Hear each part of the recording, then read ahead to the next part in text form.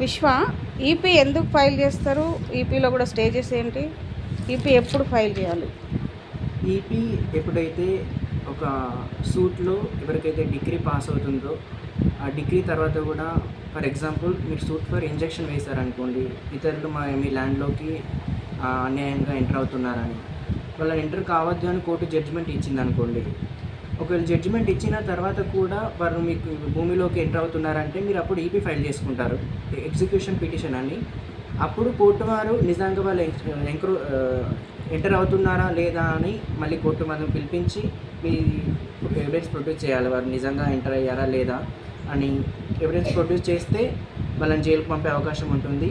ఇంకా వేరే recovery of money suit వేశారనుకోండి సపోజ్, అప్పుడు ప్రామిసరీ నోట్ ఎగ్జిక్యూషన్ గురించి మీకు డిగ్రీ వచ్చిందనుకోండి, అయినా మీరు వాళ్ళు డబ్బులు ఇవ్వకపోతే వాళ్ళకి ఏదైతే ఇమ్మూవబుల్ ప్రాపర్టీ ఉందో, లేకపోతే వాళ్ళు ఏదైనా జాబ్ చేస్తే వాళ్ళ శాలరీ నుంచి మీకు కొంత భాగాన్ని ప్రతి నెల ఇప్పిస్తారు. లేకపోతే వాళ్ళకి ఏదైనా ఇమ్మూవబుల్ ప్రాపర్టీస్, హౌసెస్ కానీ ప్లాట్స్ కానీ ఏదైనా ఉంటే వాటిని సేల్ చేసి మరి మీ అమౌంట్ మీకు ఇప్పిస్తారు కోర్టు వాళ్ళు. దీన్నే ఈపీ అంటారు. స్టేజెస్ ఏముంటాయి ఈపీలో? స్టేజెస్ అంటే ఈపీలో జేడీఆర్, డిహెచ్ఆర్ అని ఉంటారు. డిహెచ్ఆర్ అంటే డిగ్రీ హోల్డర్, జేడీఆర్ అంటే జడ్జ్మెంట్ డెప్టార్.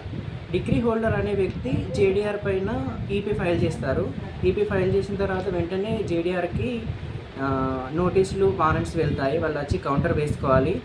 లేదు నిజంగా నేను ఇప్పుడు అన్యాయంగా వాళ్ళకు ల్యాండ్లోకి ఇంజెక్షన్ సూట్లో డిగ్రీ వచ్చిన తర్వాత ఎంటర్ అవుతున్నారు అని వాళ్ళు వేస్తే, మీరు ఎంటర్ కాకపోతే ఎంటర్ కానట్టుగా నిరూపించుకోవాల్సి ఉంటుంది. ఒకవేళ నిరూపించకపోయినట్లయితే మీరు జైలుకి వెళ్ళే అవకాశం కూడా ఉంటుంది.